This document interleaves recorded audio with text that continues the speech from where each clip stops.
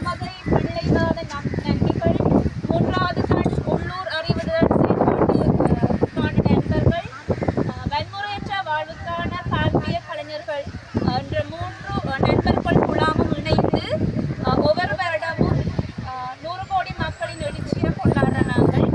100 கோடி மக்களின் எழுச்சி என்பது எங்களில் பலருக்கு தெரியாது.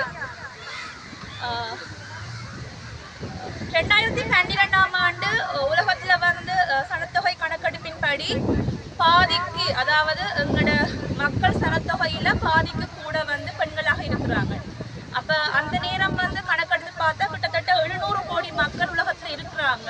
இப்போ பாதிக்கு கூடன்னு சொன்னால் கிட்டத்தட்ட 300 கோடி மக்களுக்கு கூட பெண்களாக இருக்கிறாங்க. அந்த பெண்கள் தங்களோட வாழ்நாளில், அந்த பெண்களில் 3% தங்களோட வாழ்நாளில் குறைந்தபட்சம் ஒரு தடவையாவது வன்முறைக்கு உட்படுத்தப்படுறாங்க.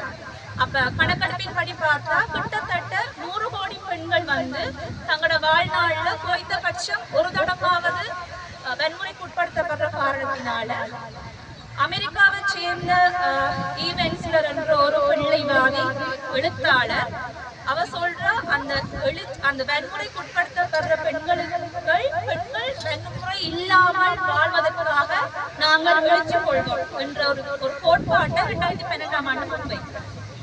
2013ஆம் ஆண்டு அந்த கருத்தியல் ரீதியான கோட்பாடு செயல்வடிவம் பெறுகிறது. உலகத்தில் இருக்கிற இந்த பெண்களுக்கு எதிரான வன்முறைகளுக்காக வேலை செய்கிற நிறைய பெண்கள் அமைப்புகள், பிள்ளைவாதிகள், பெண் உரிமை செயற்பாட்டாளர்கள் எல்லாரும் இணைந்து February 14, அதாவது மாசி மாதம் 14ஆம் தேதியை அந்த எழுச்சிக்கான நாளா பிரகடனப்படுத்துறாங்க.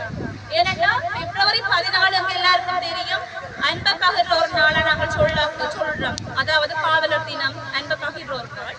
அந்த அன்பை பகிர்ற நாள்ல இந்த உலகத்துல வன்முறைகள் எதுவும் நடக்கக்கூடாது, அந்த வன்முறைகள் இல்லாத வாழ்தலை நாங்கள் கொண்டாடுவோம், அதுக்காக ஆடுவோம், பாடுவோம், படம் வரைவோம் என்ற ஒரு விஷயம் முன்வைக்கப்பட்டு 2013ஆம் ஆண்டு குறிப்பாக கிழக்குல மட்டக்களப்பு மாவட்டத்தில் இந்த 100 கோடி மக்களின் எழுச்சியை நாங்கள் கொண்டாடி கொண்டு வரோம்.